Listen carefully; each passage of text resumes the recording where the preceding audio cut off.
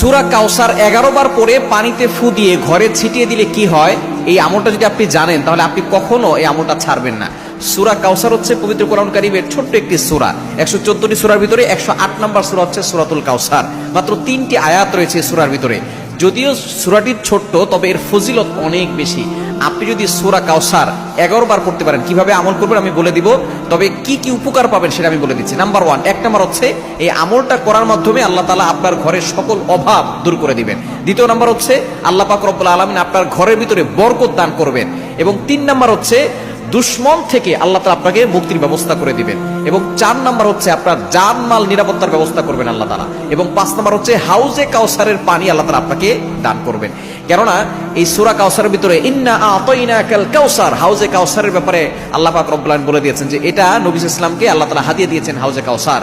একমাত্র আমাদের নবীজি সাল্লাল্লাহু আলাইহি ওয়াসাল্লাম তার উম্মতদেরকে হাউজে কাউসারের পানি পান করাবেন, যা সাদা হচ্ছে দুধের থেকেও বেশি সাদা এবং মধুর থেকেও বেশি মিষ্টি। একবার যে পান করবে 500 বছর ধরে তার কোনো পানি তৃষ্ণা লাগবে না। এটা আপনি কিভাবে আমল করবেন? এই আমলটা হচ্ছে আপনি প্রথমে ওযু করে আপনি 3 বার দুরূদ শরীফ পড়বেন। এরপরে হচ্ছে আপনি সূরা কাউসার 11 বার পড়বেন। শেষে আবার 3 বার দুরূদ শরীফ পড়বেন, পরে আপনি পানিতে ফু দিয়ে ওই পানিটা খাবেন।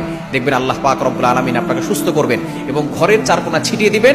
ওই ঘরের ভিতরে অভাব থাকবে না, ঘরের ভিতরে অভাব দূর হয়ে যাবে, বরকত চলে আসবে এবং দুশমন কোনো ক্ষতি করতে পারবে না। কেননা এই সূরাটা এমন সময় নাজিল হয়েছিল, নবীজি সাল্লাল্লাহু আলাইহি সাল্লামকে যখন